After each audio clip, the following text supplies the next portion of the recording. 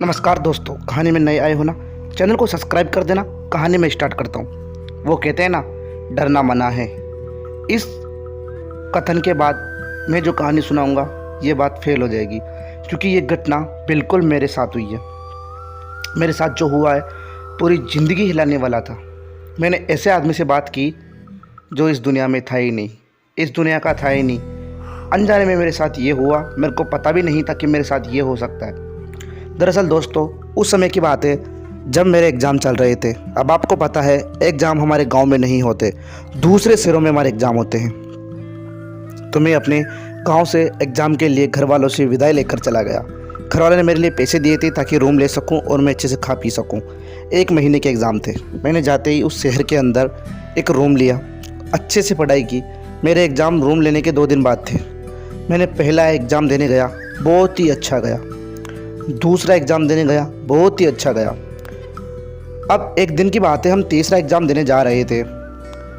तो मैं और जो मेरा कॉलेज में एक दोस्त बन चुका था, हम दोनों एग्ज़ाम देकर वापस आए। तो उसने मेरे को रास्ता चेंज करवा दिया।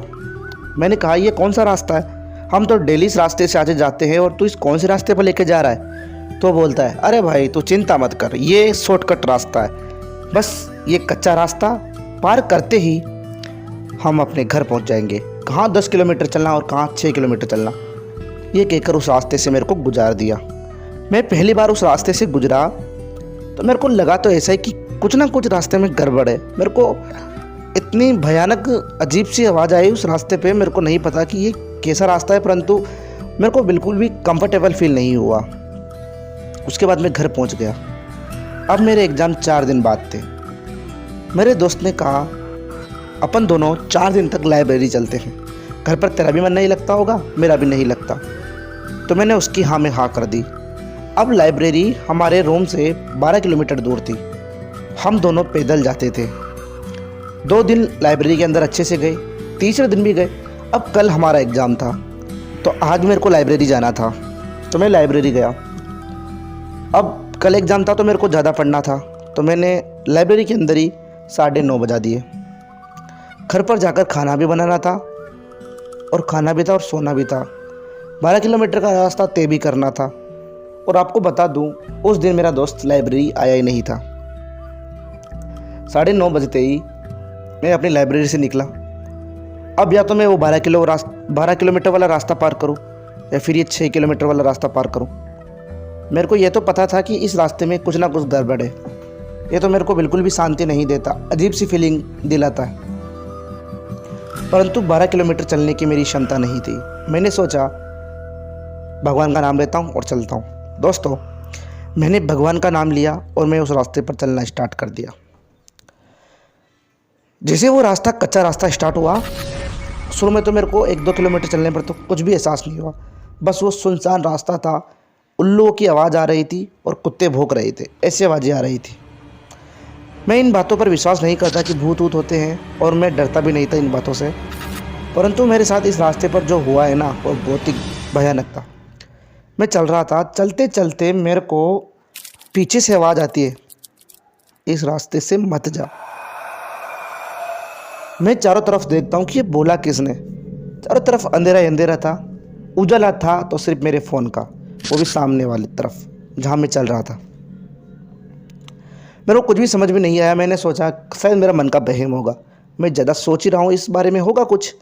उसके बाद थोड़ा शायद 10-5 कदम ही चलाऊँगा, फिर से आवाज़ आ गई, बात मान ले, आगे मत जा। फिर मेरा दिमाग परेशान। इस बार मेरा वहम नहीं था, क्योंकि इस बार ये आवाज़ थोड़ी गुस्से वाली थी और इस बार ये कोई मर्द की आवाज़ थी। पिछली जो आवाज़ थी वो कोई छोटे बच्चे की थी। मैंने इस बात को भी टाल दिया और मैं चलने लगा। चलते चलते मेरे पीछे से किसी के हंसने की आवाज़ आई। जब मैं आगे चल रहा था तो पीछे हंसने की आवाज़ आते ही मैं पीछे मुड़ा तो वो हंसने की आवाज़ रोने में बदल गई। और पीछे देखा तो एक बच्चा था जो पैदल दौड़ता हुआ, शायद वो 8-9 साल का बच्चा होगा, जो मेरी तरफ दौड़ता हुआ आ रहा था। और इस बार वो रो रहा था। मेरी रूह काँप गई, क्योंकि उस समय मेरे को 10:30 बज चुके थे उस रास्ते पर। और इस समय ये अकेला बच्चा रोता हुआ आ रहा है और इसके पैर में चप्पल भी नहीं है, सिर्फ इसके एक पजामा और ऊपर फटा हुआ बनियान। ये है क्या?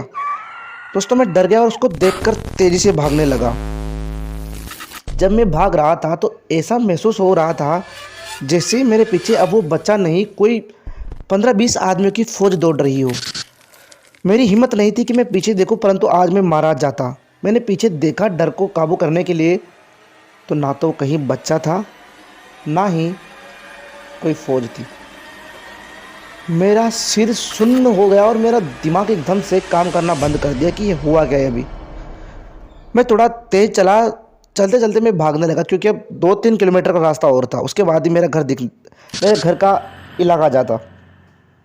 चलते चलते मैं एक पत्थर से टकरा गया, डायरेक्ट मुँह के बल में ज़मीन से गिरा और मेरे सिर पर चोट निकल लगी और खून निकलने लगा। मैंने जब आंखों को मला और सामने देखा तो एक हट्टा कट्टा आदमी, शायद वो 52-53 साल का आदमी होगा।